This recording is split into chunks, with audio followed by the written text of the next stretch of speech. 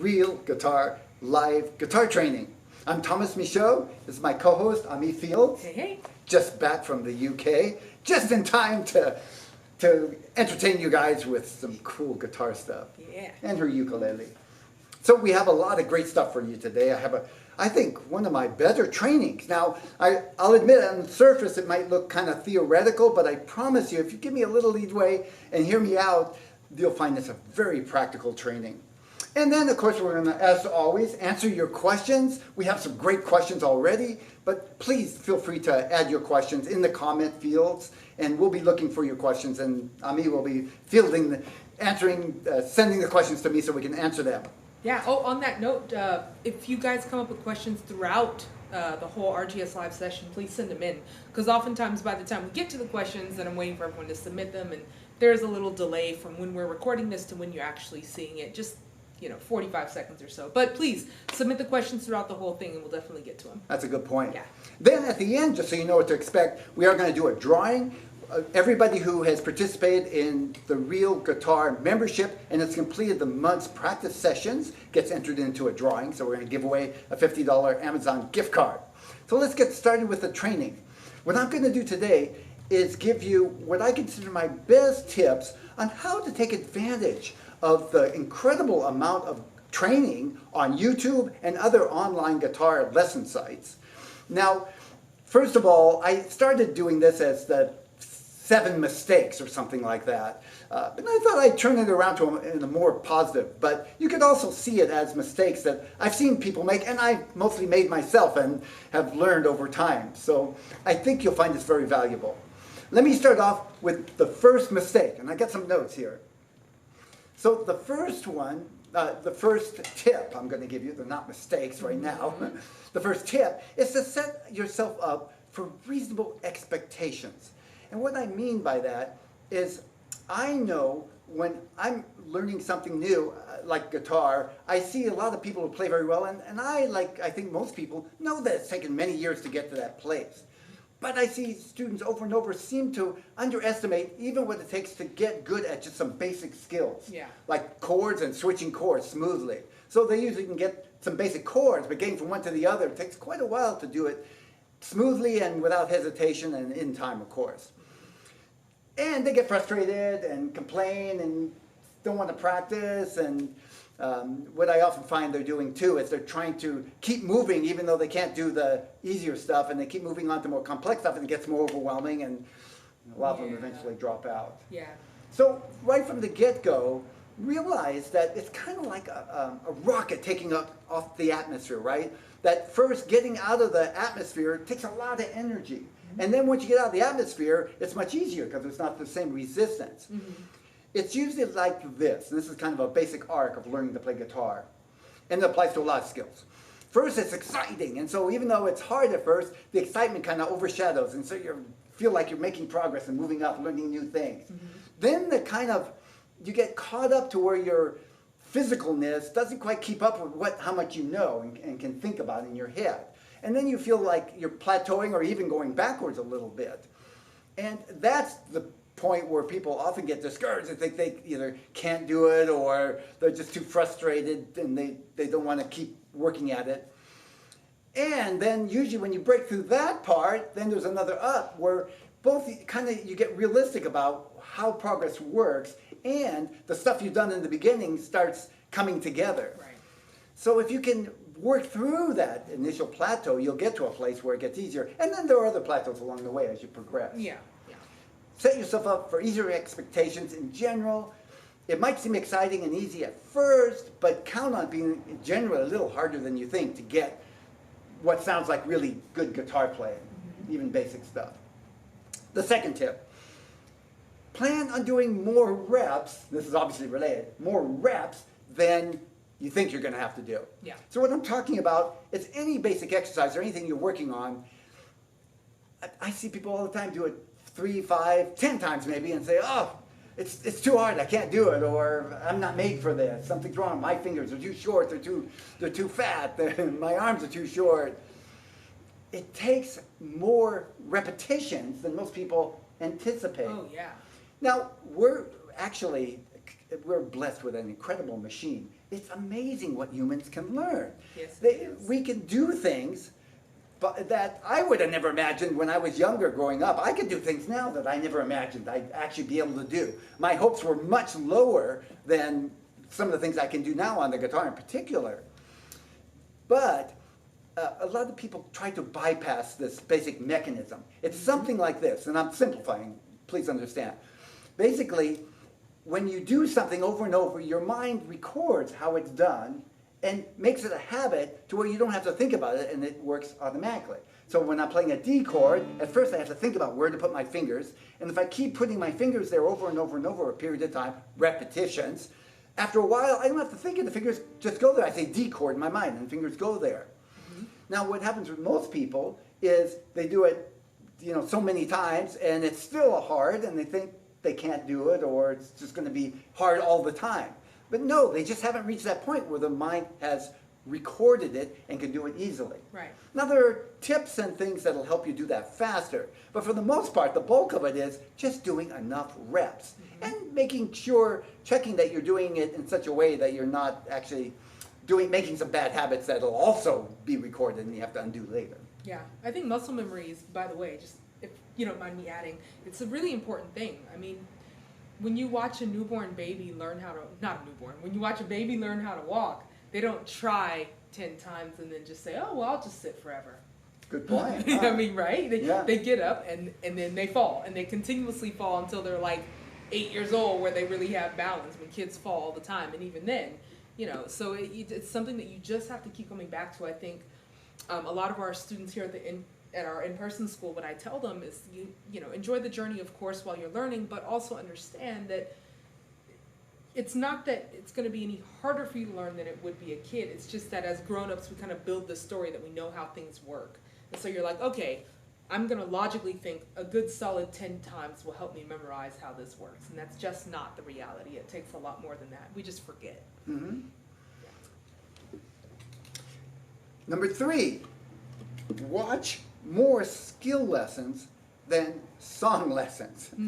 Now, songs are fun, and I'm not saying don't learn songs off of the internet or in general, but when you're learning a song, it's not the same as actually practicing the skills you need to play guitar, because when you're learning a song, depending on the song and the varieties of techniques that are used in that song, some of the things will be hard and some will be easy. As you go through the song, you're not spending a lot of time actually working specifically on the techniques that you need to work on. So for example, if the song has this one chord that you need to work on, let's just say it's a G chord, for example, and you get that G chord, 4 times in the entire song, it'll take you so long to play the song and work on that G chord.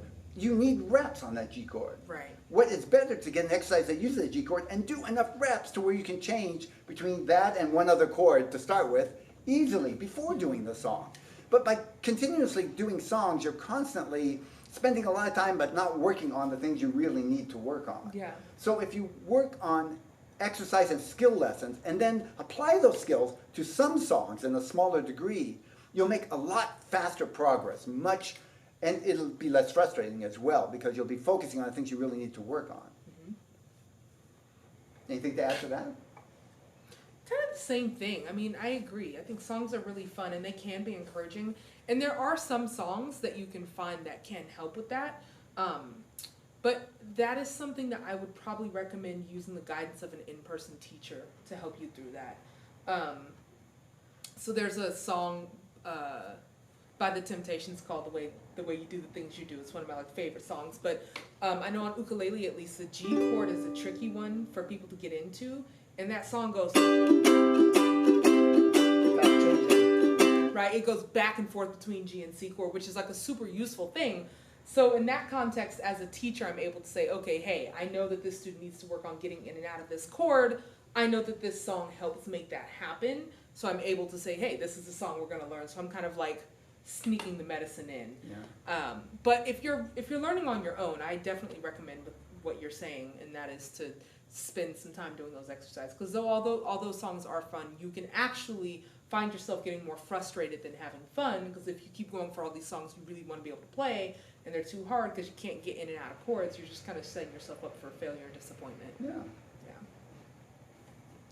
Number 4, don't get hung up on when you see different ways of doing a technique or a chord. There are dozens and dozens of ways of playing the same chord, and there's not one good way and everything else is a bad way. I'll give you another example. I often teach students to, when they finger chords, to put their thumb behind the neck. This is the way I was trained, and I was classically trained as well. It's common for classical guitars to do this, but also for some jazz guitars and a certain number of rock. Thumb behind the neck, and this gives me a lot of ability to move around. So when I'm doing a basic D chord, I have a lot of space here to come up and down. Now I see a lot of teachers teach their students to wrap the thumb around the neck. It's a totally different way. I can still make the D chord, and I can feel I got a lot of solid on the, we call that, the pad of my thumb there. I feel it's a really solid connection, but I can't move so much. It's not that one's bad and one's good, it's two different ways. And I'll tell you quite frankly, I've seen a lot of famous guitar players play that way with the thumb around the neck. How can it be bad? I'm talking, people like Bob Dylan and Jimi Hendrix and even Eric Clapton. When he goes to a bar chord, he pulls the thumb back and then makes the bar chord, because you can't really make a bar chord very well with the thumb around the neck. And then he brings it back over when making an open type chord. So, not right or wrong. I find students with the thumb back, once they get used to it, it's just as easy as the thumb around. It just takes a little longer to get used to it, but then they have more flexibility. Again, 6 of one, half dozen of the other. Once you get used to one way, I wouldn't try to change them. Just different ways of seeing things. Chords, for example. I often hear this. I'll take a G chord as an example. I play a G chord this way, this is the way you taught me, but I've seen somebody else play it this way, which is the right way to play it. This is a 4-finger G, and this is a 3-finger G with the pinky. And I say, what about this way? Or what about this way? Or what about this way? Or this way? And there's a bunch more I could make. There's not one right. As a matter of fact, I like having several different ways, because depending on where I'm coming from and where I'm going to, and where I want to play the song on the neck, one chord might be better than another. Yeah. But I always recommend you learn one and kind of get that fairly well before you start adding more and more. You're going to be incompetent at 5 different ways of playing the G chord. Mm-hmm. Let's go on to number 6. Number 5. I skipped 5. You skipped. Okay. Spend more time practicing than watching lessons. So, I'm guilty of this. Yeah. I think we all are. As adults, we tend to use our mind a lot, and it's easier for us to use our mind and try to collect information, because that's what you're used to doing. This is what you do a good part of your jobs. Then to learn a new skill that takes practice and kind of work through the frustration of doing something you can't do and keep working on it. So I know I will tend to try to keep gathering more information and kind of avoid doing the work of actually doing repetitions on something that I just need to do. And in my mind, I'm justifying it by, well, God, if I find the right video on how to do it, it'll be easier and I'll save a lot of time.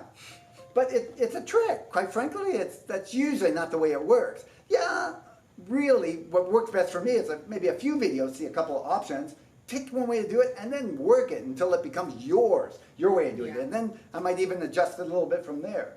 But watching videos this much and practicing this much is a disaster. It's headed towards a disaster. Practice this much, watch lessons this much. So for every lesson or every technique you go to work on, watch a few videos, then practice it a bunch.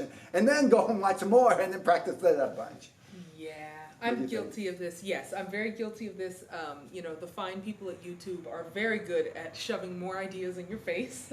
That, by the way, that is their job. Yes. It is not to teach you guitar. Yeah. Their job is to get eyeballs so they can sell ads. Yes. So keep in mind that the goals of YouTube and the goals of the student are not one and the same. Right, and especially it's funny you said that, because I just turned autoplay off here, which is the new feature where after a video's done, gives you a 5-second countdown and starts another video. I haven't used that. Yeah, well, it actually is automatically there unless you turn it off. So I just turned it off here because I have RGS Live going and I don't want to lose the page. But yes, it's very easy to fall into a rabbit hole. of like, oh, well, let me watch this other one. Let me get some more information so I can make what I think is going to be the best decision. I am fully guilty of it when it comes to workout videos. Oh. I'm like, oh, this is a great Pilates video. Maybe I should watch another one before I give it a try. Good one. So, take your time with it. And I would also say be strategic with the videos that you're watching. I mean, within the first 30, 45 seconds, you'll get kind of a feel. If it's a well-crafted video, you get a feel of at least what direction it's headed in. And if it's not something that you're really focused on right then and there, maybe just like save it to a watch later playlist or something. So that way when you are just like hanging out at home and going down your YouTube rabbit hole, you can do it. But during your practice time, you're able to actually focus on that one thing. That's a good point. Yeah. I know I have to really watch.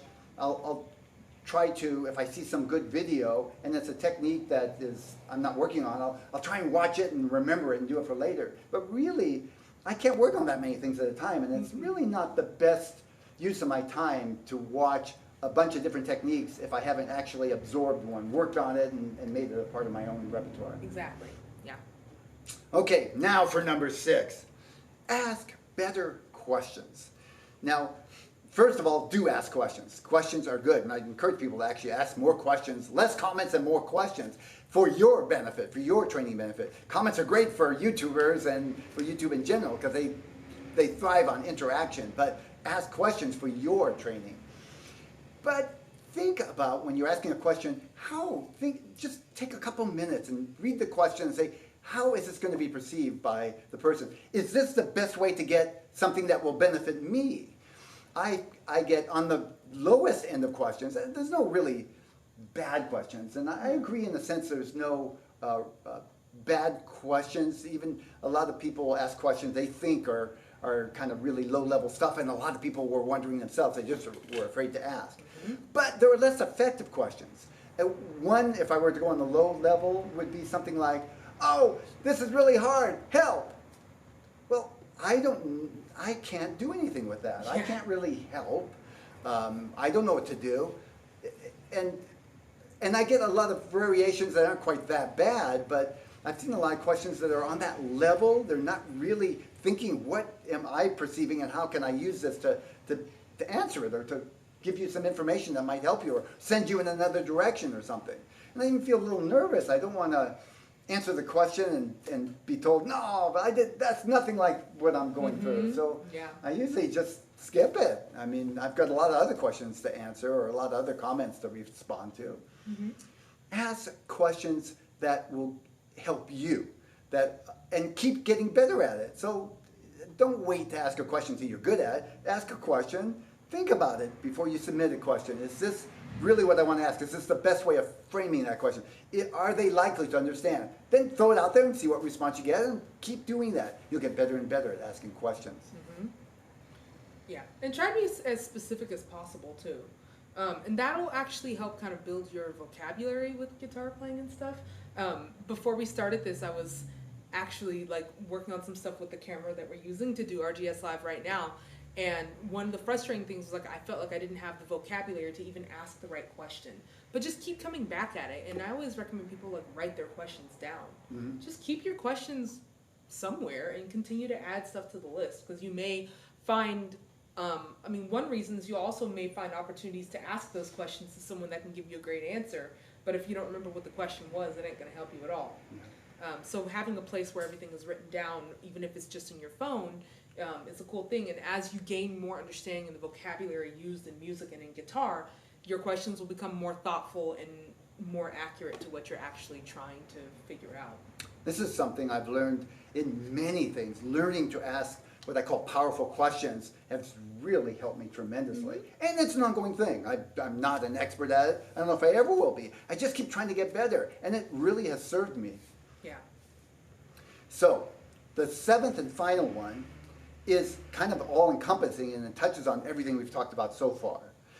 I call it, take 100% responsibility for your own learning. So it applies to everything. And what I'm talking about, by the way, is a change in perspective or a change in paradigm. If I'm not that good with big words, but I like that one. Paradigm. It's a way of seeing things. If I personally am responsible for my guitar learning, now everything is an opportunity for me to get something out of. I'm not looking for the perfect teacher or the perfect video that if it's not right and I can't do it, it's their fault and I'm just dead in the water. No. If I'm responsible, I'm going to watch it again and try and figure it out, slow it down, stop at a certain point, maybe watch that little part again. Yeah. Go, try another video and see if I can find something that explains it the same way. Yeah. I'm going to ask better questions. It's my responsibility, see? My responsibility. If I don't get a good answer, what can I do about it? I can't do anything about the teacher or the person making the video. Now, there are some that are created, they're not all created equal. Some are better and some are not as good as putting things in order or explaining things. But you can't do anything about that. That's not going to help you. Focus on what you can do. Ask better questions. Ask a different question. See if you can find another video and then ask questions of that person. See if they're more responsive. Look for teachers that sync, that you feel you can get something out of. But always look for what you can get out of it. Don't spend time analyzing what they're doing wrong. Figure out how you can get value. I'll tell you an example. When I first started learning guitar, I would get private teachers. And it was hard because I didn't know what to look for. And I certainly had some teachers that were good guitar players, but not necessarily the best teachers. Yeah. So I went to one teacher and they'd kind of do this thing, what do you want to learn this week? And press the heck out of me. And at first, my first thought was something wrong with me. I couldn't seem to understand it. And I had another teacher like that afterwards. I was choosing teachers that played the way I want, but not necessarily had a good reputation for teaching. Yeah. And same kind of thing would happen. I'd learn a few things, but I'd feel overwhelmed very quickly or feel like I wasn't progressing. After about the third teacher, I started to realize, now, they may not have been the best teachers, but if I'm responsible, they all had something to offer me. Mm-hmm. They all had something I could get from them, and it's my responsibility to decide when I've had enough with that teacher and when to go find another teacher. And that empowered me to go find a way to get what I wanted to learn. You see, no teacher could really get in my head and understand the way I really wanted to play. They could only offer me the things they were familiar with or that worked for their students. Mm-hmm. But for me to play the way I wanted to play, I needed to pick and choose from different areas, including, because I want to write songs, from people who were writing songs and people who were teaching how to write songs, different things that made sense to me that helped me. Ultimately, I had to practice it, make it my own, keep working on it until I got what I wanted. It changed my whole way of approaching learning to play music. Yeah. And I encourage you to think about that when you're learning on YouTube. How can you get the most from this interaction or what people are offering to you? And that's all it is. They're offering different levels of what they know and how to present. Do you have anything to add to that? Yeah, I agree with the idea of like finding, even if you're just doing it online, a teacher that matches what you're trying to learn and the way that you learn. It's so, so important to find someone or something that works for you. And you can only do that if you are, in fact, like you said, taking responsibility for your learning. Like, you fully have the power to take this as far as you want to go. You know, and I think everyone is totally capable of it.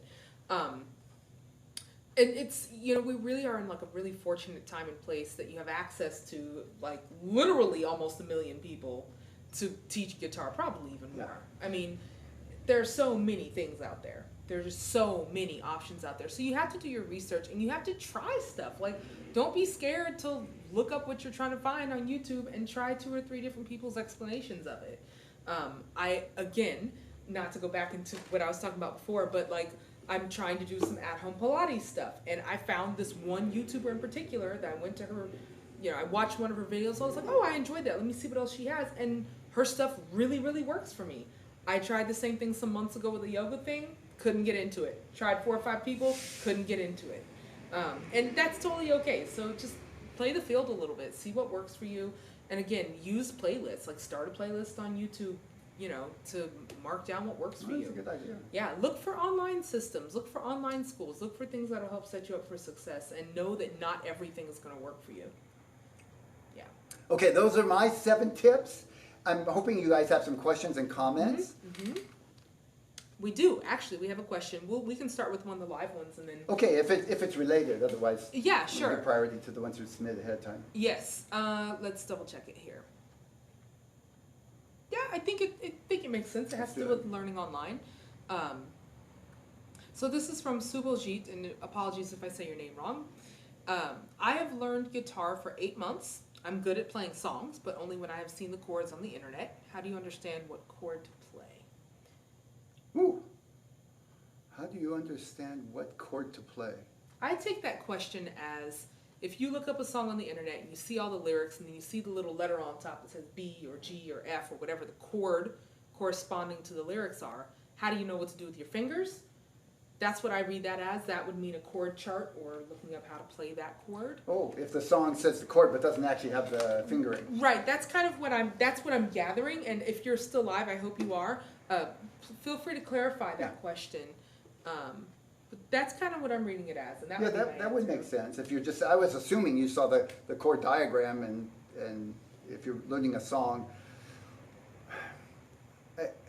that's a tough way to go, I'll tell you. Yes, on the surface, it looks like fun and easy because you're learning songs, but you're going to have a hard time actually getting good at switching chords and playing chords so that the song flows, especially as you get to more complex songs. Really would recommend you actually learn some technique. In other words, learn a set of chords and build on the set of chords and then apply them to songs, not just song. But you know, if this is really making you happy, you're going to have to keep looking up the fingering for those chords. That's pretty much all I can say about that. Yeah, and you know what's funny is that when I originally started playing ukulele, that's kind of where I started. Granted, I'd been playing music and other instruments for years, so I was not brand new to music at all. But string instruments and chorded instruments like the uke, this is like my first one to do, and that's exactly how I started. Made a list of songs, looked it up, now I understood what chords meant and things. But I just looked at the pictures, and I remember like drawing pictures in on papers, and eventually, once I played the songs enough, those chords got committed to my memory. But also, this is coming from like a musician and a music teacher's perspective, so I was teaching myself how to play the instrument with the understanding that I know how this kind of stuff works. And you had a certain level of dexterity just from playing other instruments. Right. She plays drums, saxophone. A couple others. Next guitar. Yeah, we'll get there. So actually, the person totally just told us what they meant. So no, I'm asking how to understand what chords to play without surfing the internet. Oh, that sounds to me like you want to learn how to play by ear, maybe. I'm not quite sure. Is that what you're asking? To listen to a song and figure out what chords to play? I don't know. Think about that. We do have another question. Okay. We're going to actually jump into some of the pre-submitted. I do have Richard who just asked one. He says it's a bit off topic regarding arthritis in the thumb. But we can jump to some of these ones. So, our first question is from Shulamit, who I know is live. Hey. Oh, hi Shulamit. So one, I'm interested in triads, their formations and practical uses. Since they are the basis for chords, I feel that they should be integrated to provide more variety to my playing. And there's a part two. Do you want to start with the first one? First one, yes. Okay. Okay, triads. We can both answer this because this is a musical concept, not specific to an instrument. Triads means three notes. And when we talk about triads, we're talking about chords, the sort of the foundation chord. A foundation chord, the simplest chord, is a triad. It's three notes. It defines a chord. There are four triads. There's the major and minor, which are by far the most used. And there's diminished and augmented, which I just wouldn't worry about because it's not used that much. Yeah. The major chord is defined by three notes, and I think of them by intervals. It's not the only way to do it, but I think of it by intervals. In other words, the distance from the first note to the second note, and then the distance from the second note to the third note defines what type of chord that is. So we often measure distances in terms of, I'll say, steps. And I'll stick with half steps for now, just to keep things consistent. Because there's different ways of saying this, but if you take a note, let's say this is a C note, and I go half steps on music up to the next note, and I go 4 half steps, that's going to be an E note. It doesn't matter what the name of the note is, as long as it's 4 half steps, really, it's going to make a sound. And from there to the next note is 3 half steps. 4 half steps, and then 3 half steps, so that's 3 notes, 1, 2, 3. That's going to sound like a major chord. 4 half steps on the bottom, 3 half steps on top, that's going to sound like a major chord. Here would be such a thing. That's 3 notes. C, E, and G. It's a major triad, and it happens to be, since it's a C note is the root of that chord, the bottom that I described, it's a C major triad. Now, to change that to a minor triad, all I would do is change the spacing. Instead of 4 half steps here and 3 half steps here, I'd make this 3 half steps and this 4, and that turns into a minor. That's what it would sound like on the guitar. You just taught me something. I was looking at her face, I was thinking. I was like, what? Yeah. So there are different ways of kind of thinking about it. Some people take a scale and say if you go this note and this note from the scale, That's or if me. you go minor scale and this note and so on. So, but for me, for practical purposes, intervals make more sense to me because I can move around from one chord or one thing to the other, and it's always the same intervals are always in place. I don't have to remember all the sharps and flats in every scale. A lot of I don't use flats in guitar. We just don't use a lot of flats. But I can tell you, if I start with a B flat and I go 4 half steps, I can make a B flat major chord, 4 half steps, and then 3 half steps on top of that. That's going to be B flat, C, I don't know. I know it's going to end up D. I already know this one by heart. And then to F. That's going to make a B flat major chord. If I wanted to make it a minor chord, I lower this by a half step, that D to a D flat, and that's going to make it a B flat minor chord. Wow.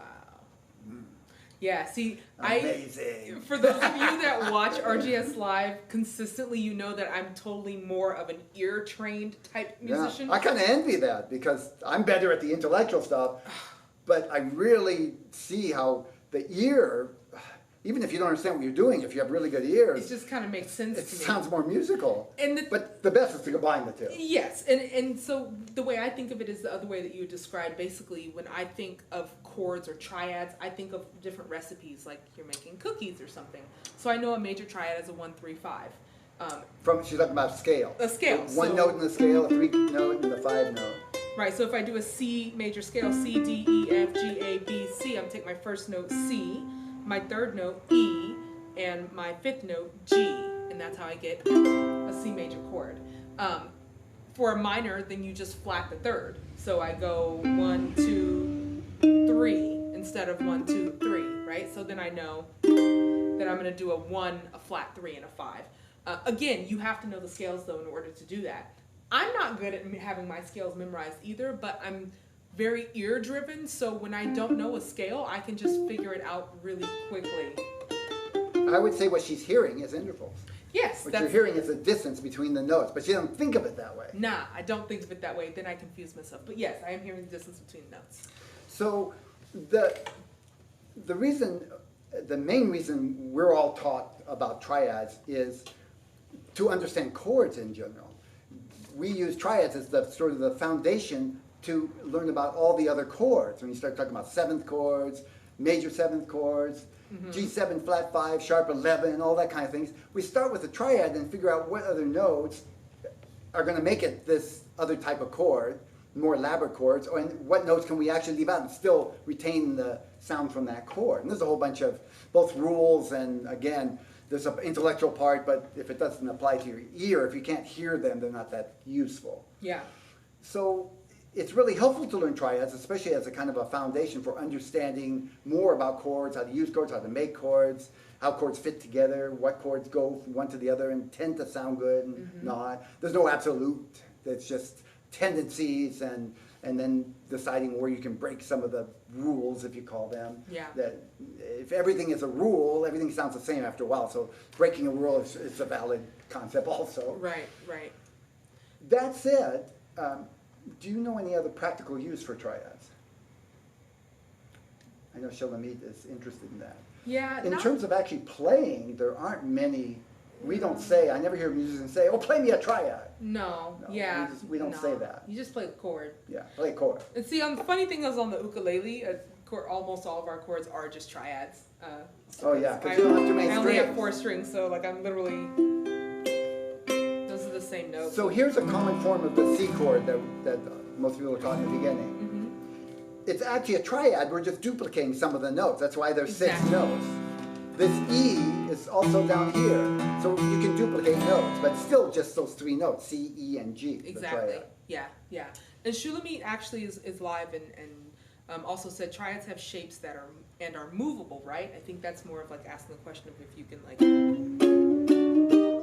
that kind of thing.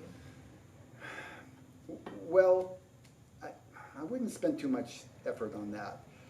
We just don't use that in playing, quite frankly. Yeah. Yeah, maybe in a theoretical point of view, you could play a triad, yeah. Like here's a triad, and you can move it. So this is a C triad, and yeah, I can move it up to C sharp, a half step. Right. But I'm not going to use that very often in playing. I could use that. I'm more likely to use a bar chord or a C bar chord and move that up half step and make it a C sharp bar chord. Exactly. Yeah. That is going to be used often in playing the guitar, particularly electric guitar, but in acoustic, we don't as much use this type of bar chord on an acoustic guitar. I will mention that since we're on this subject, I teach something in Real Guitar Success called baby chords. When you see baby chords, I'm talking about triads, and it's this kind of thing. Baby chords.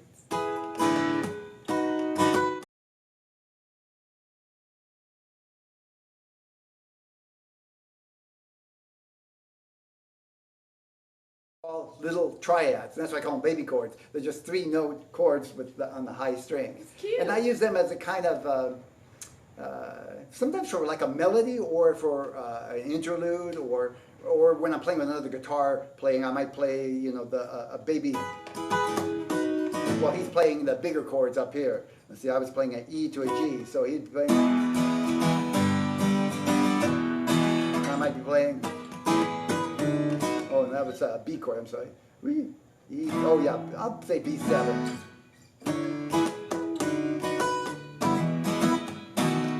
Yeah.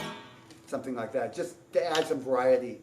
But you can see that, especially if you're playing by yourself and playing and singing, there's not a lot of call for those things, except an occasional, maybe interlude, if you want to do a little chord solo, so to speak. Yeah, definitely.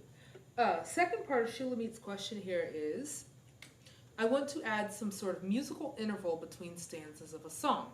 Let's say something to connect between the verse and the chorus, or something that can be used as a musical bridge before repeating the chorus. What should I do? Should I randomly play some of the chords of the key? Should I maybe play the chords used in the song but from a different place on the keyboard? Or maybe there are chord variations I could use, but how do I know what they are and which ones will sound good? Yeah. Yeah to all that. Sounds good. Do it all. So I am a composer, and I really enjoy creating music. I have 6 of my own CDs, and I played on other people's CDs. And what I do is write instrumental music. And I understand kind of what you're asking, Shulamit. There's no real answer to it. It's kind of like, how do you write a song? Well, there's some people have kind of maybe a system, but it's not exact. And some people have a totally different system, but it works for them. Mm-hmm. Deciding what to put in certain parts of the song, a verse, a chorus. The biggest thing I can say is that I listen to other songs and pick things I like out of other songs and then try to imitate them and use them in my own songs. Mm-hmm.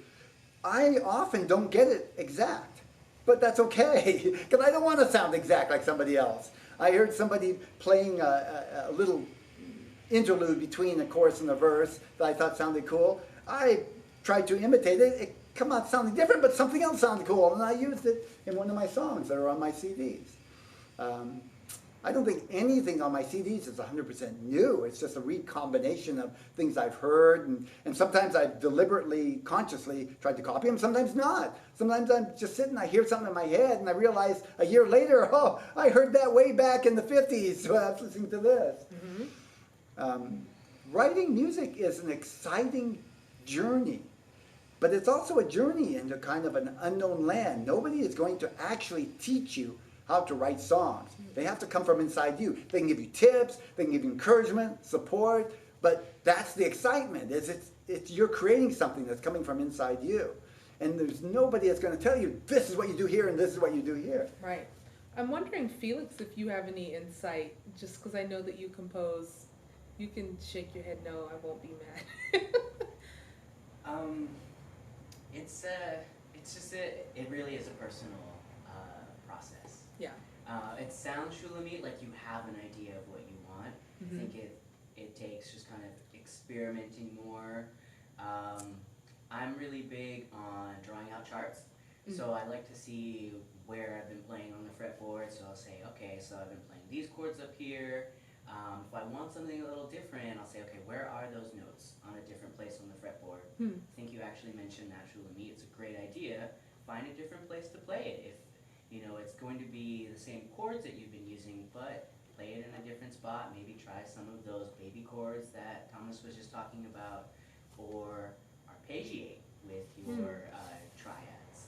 Oh yeah. Something like that. That's my 2 cents. Yeah, thank you. The only reason I asked Felix too, I think you're way more on the composer train than I am personally. I can't confidently say that I've ever composed a song. I love arranging pieces. I'll do it all, all day, but composing is not my favorite thing to do. Yeah, these kind of things vary tremendously with style too. Yeah. And for the majority of things, you're going to find that you're not going to all of a sudden use something totally different in an interlude or between a chorus and a verse. It's going to be drawn from some other parts of the song because people in their minds, if you go off in a totally different direction, you kind of lose them. And Yeah. I'm assuming you want other people to like your songs too. Yeah, exactly. But that's not always the case either. That's not an absolute rule. I've heard some pop songs kind of go in a different direction, and they have kind of a way of bringing it back to where they were before. And some of them have become hit songs. Yeah, yeah. Good. Okay, we have Steve who submitted ahead of time. Steve says, maybe some suggestions on how to form harder chords. Like for me, for example, my pinky is always a half step behind on certain chords like C7 and E major 7. C7, okay. So C7 is a C chord with a pinky down, so I can see that. And it sounds like you might be having a hard time with the pinky. So there's no one right answer, but I would say that I do find many students try to go too fast. They don't really have a grasp on the simpler chords, and they try to do more complex chords. It comes back to probably needs more reps on the easier chords and being able to change from one to the other than you think. And you probably need a little more time to actually polish on something before moving on. That said, I can't know that for sure unless I see you play. If the pinky's a problem, I would do some exercises as a warm-up on your pinky. I know several pinky exercises. One is like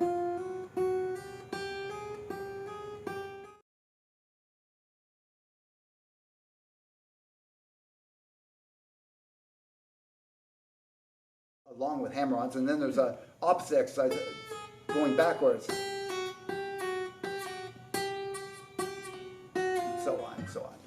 So there are other exercises too. That one may not be a brand new beginner exercise. And again, I don't know where you're at.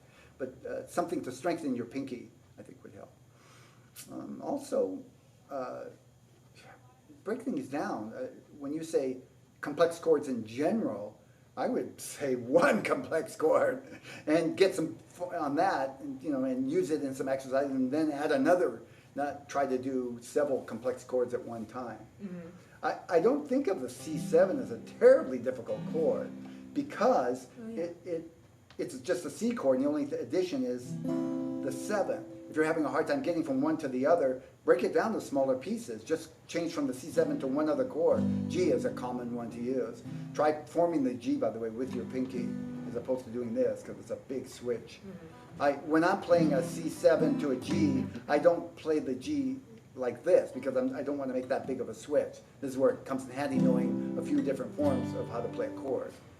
Yeah, definitely. I think that's fair. Okay, so we've got Dr. Shalab says, it's a 3-part question. 1, if somebody is singing a song, how can I figure out the chords of that song?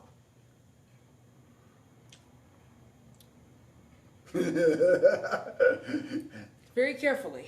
Yeah. I think it's a bigger question than you realize. Yeah. That's not something a beginner could just do. There's not some information I can give you. No. It takes time to train your ears, to learn the chords first of all. And that's the biggest tip I can give you is learn the chords, start with simple chords and get to where you can shift from one to the other, because you need to be able to do whatever you can hear in your head. And then little by little you're going to be able to hear this chord is what they're doing or what should be for that particular song. Yeah. And again, it depends on what you're given. If you're watching somebody play and figuring it out, you pretty much just go watch what they're doing. If you listen to a radio and you need to use your ear, and that takes quite a bit of time for most people. Some people are naturally better than that at others. But everybody can learn it, seems like, Yeah. unless you're actually tone deaf. Yeah. But like somebody like me, it takes longer. Somebody like me who's more ear-oriented, it comes quicker. But still, it's a learning process. Absolutely. You start with learning to play the basic guitar, and then little by little, you start being able to apply the skill of listening to a song and figuring out what you're playing. But it doesn't come usually in one quick jump. And it's certainly, more complex songs, you may never be able to do that actually, depending how much you practice and how much effort you put into this. Yeah. My 2 cents on that one is, I have a lot of students that ask me that, because with Ook, it's a big singing and playing kind of thing. Yeah. I typically recommend look up the chords online. That's a good place to start. However, oftentimes what you'll find online may not be in the original key of the song, which means that if you learn it and you play it with the song, they may be totally dissonant. Good point. So that's something to be prepared for. If that's the case, there are several things you can do. One of the easiest things you can do is use a capo to change the key of your instrument, so that way you can still just play the chords that you've already learned. That's step one. And if that doesn't make any sense, there's a whole history behind all that you kind of want to develop. The other thing is that, yes, I totally agree, that is not something that a beginner is going to be able to pick up on easily. I'm not saying that I am the god of ear playing, but I know even for me, and I have a pretty strong ear and very ear oriented, it's still really challenging. Typically, if it's a popular song, it can be easier to figure out, just because a lot of pop songs use the same structure and use the same A lot of kind pop songs do use similar chord Yeah. patterns. And that's one thing you can do, is learn chord patterns, Yeah. common chord patterns. Exactly. And it's a good way to practice your chords in common chord patterns. Right. Now, if you're talking about you go somewhere and someone's singing, you hear them singing, you want to try and figure out how to accompany them, that's a whole different ballgame. Yeah, I can do that, but it's taken years and years and years to do that. I basically recreate the melody in my head. Yes. And then by ear, I can figure it out too if I know the notes, but by ear, I try to hear what key it's in to start with. Yep. And I'll start with that chord, and I'll say I find that's in the key of G, and that's a whole skill, by the way. Most people take quite a while to learn that, how to figure out what key it's in.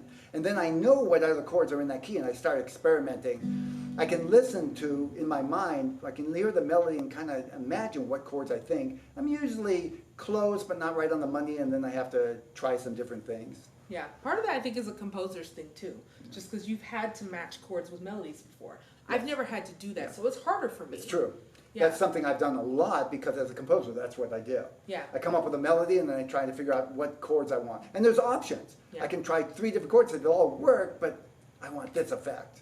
Right. I actually totally remember in high school when I was working on some arrangement or something, asking my band teacher, I was like, when you're writing a song or figuring this out, do you start with your chords or your melody first? I don't know how to do this. How do you figure that out? So it's something that will definitely take some time.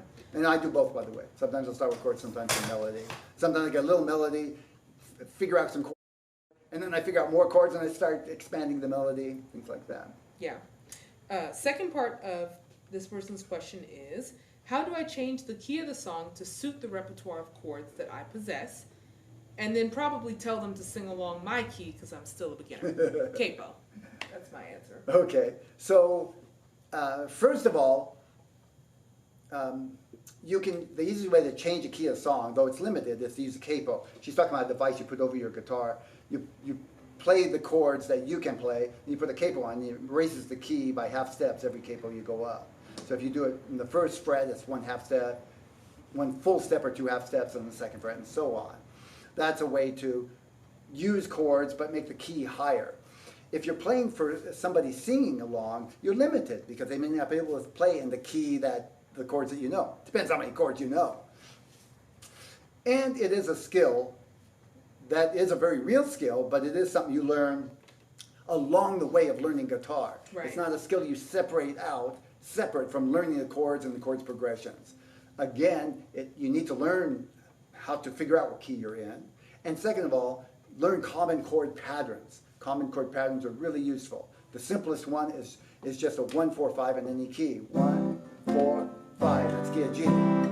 Chord families, 1, 4, 5 in the key of any key. Learn that first, and then expand that to probably 1, 6, 4, 5, and so on. I have several lessons on this in Real Guitar Success. And if you're following the beginner's journey, by the way, it gets to that. You just have to follow the steps one by one. It'll get to learning the chord families in different keys. Yeah, definitely. Third part of the question is, I'm doing a finger picking exercise and working on changing chords quickly and smoothly. Is it okay to allow a space between chords when I change? For example, can I start changing on the last half beat of the previous chord to get to the bass note on the next chord on time?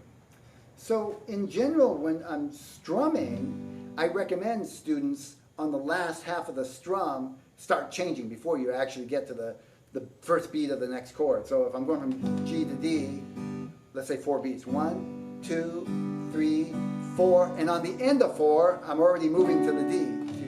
So on the 1 of the next measure, I'm on the D. 1, 2, 3, and 4, and 1, 2, and 3, and 4, and 1, 2, and 3, and 4, and 1. You notice I was still strumming. I strummed open strings. It sounds okay, especially when you're going a little faster. People don't really notice that. It sounds like what they're used to hearing with guitar. Yeah. Now, he's asking specifically about finger picking. A little trickier because it depends on the finger picking pattern. So let's say I'm doing a pattern like this.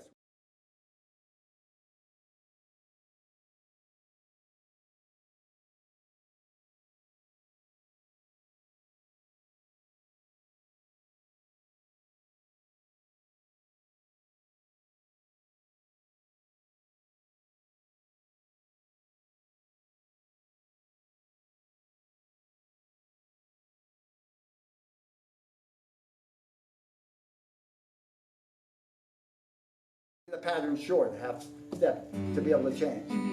The other thing I want to mention to you, what I said is valid, but keep in mind too, if you're trying to change too fast, you might want to slow down and work at it slower.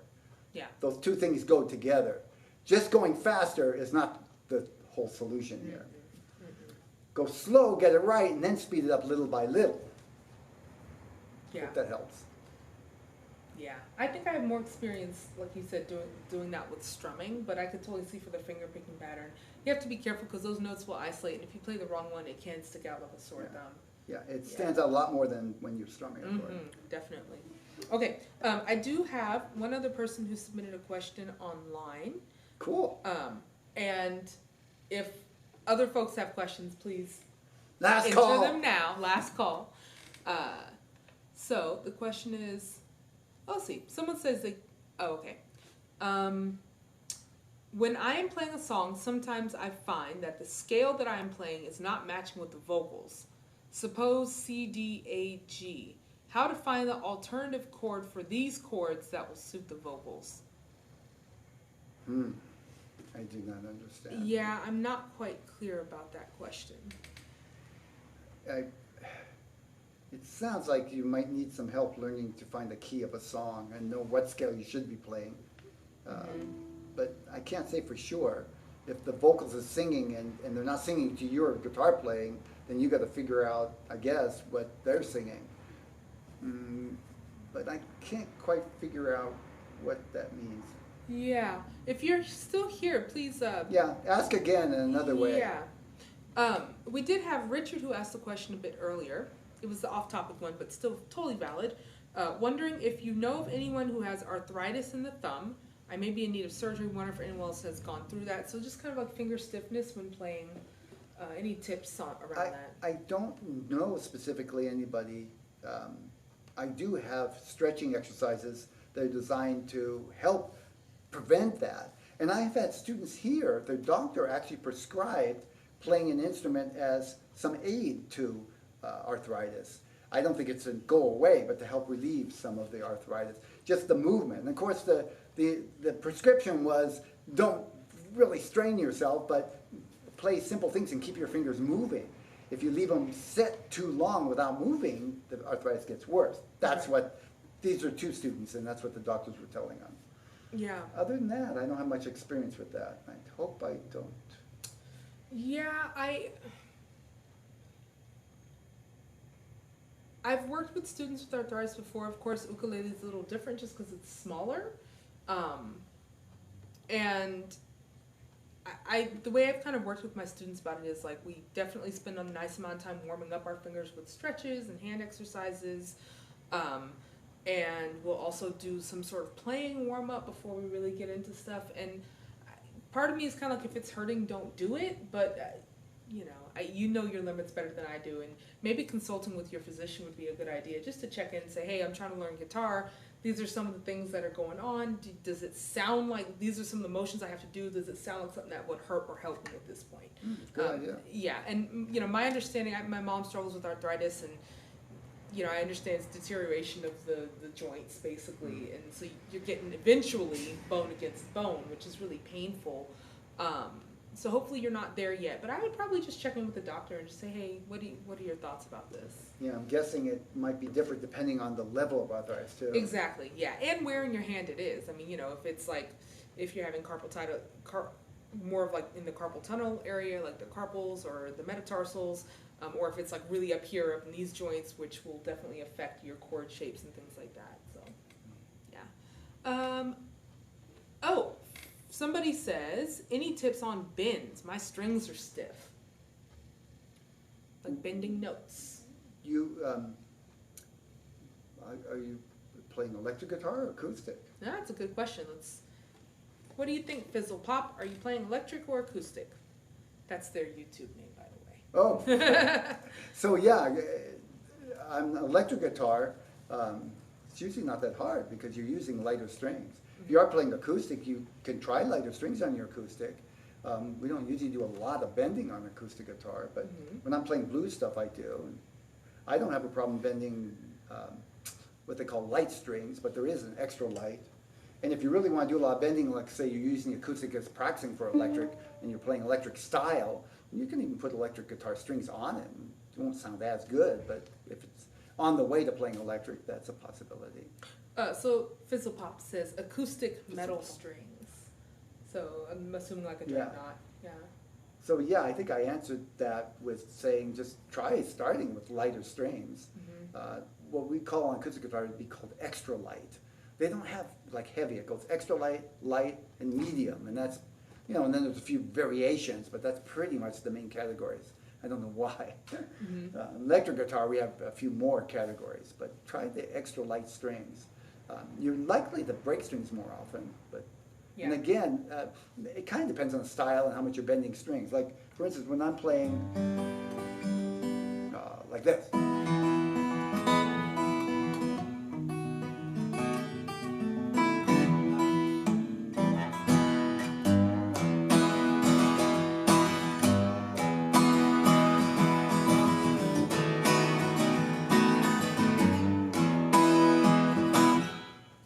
I'm doing that fine with just light strings. It's, it just takes practice. Yeah. And another viewer actually said, I'd suggest tuning lower. Yeah, I think there are guitarists that tune the whole guitar down like a half step, and it makes the strings lighter and easier to bend. I think that's a great idea, as long as you're not playing with other people. Yeah. And then I've seen guitarists, if they tune down a half step, everything down a half step, you have to have a tuner and calculate. Then they put a capo on when they're playing somebody else and it brings it up a half step. Yeah. But that makes it harder to bend with a capo. Right. But yeah, I think just for playing by yourself, that's a great idea. Why not? Yeah. Cool. Well, there's nothing else for now. Well, there is one more thing. Oh, the raffle. Let's do a raffle. Let's do a raffle. So again, these are people who sorry. have... They've completed the month's practice sessions. There's 20 practice sessions, one a day. And they're meant to be fairly light, something to practice. 10 minutes, you can always play more. Save them in your favorites. But once they're completed, they're entered into the monthly drawing. And then Aimee carefully picks their name, starting with the A's. No, no, a blind pick. Let's see who won the gift card this month. CJL Rue. I don't know who that is. We'll figure it out. We'll match the email or CJ the Leroux. handle with the person, but you will get the Amazon gift card. And all of you, the real winners, are just completing the practice sessions. This moving you a little bit more forward in your guitar playing, which makes an incredible life being There able to we play go. music. And I think it's Carl is the person. Carl! Carl. Carl, cool. Good job, Carl. Cool, Carl. So that's it for today. Thank you so much for joining us. We'll do this next month, first Tuesday of the month. First Tuesday. And please feel free to submit your questions anytime before that, and we'll add them to the next month's questions and answers. Yep. Take care for now. Bye. Bye-bye.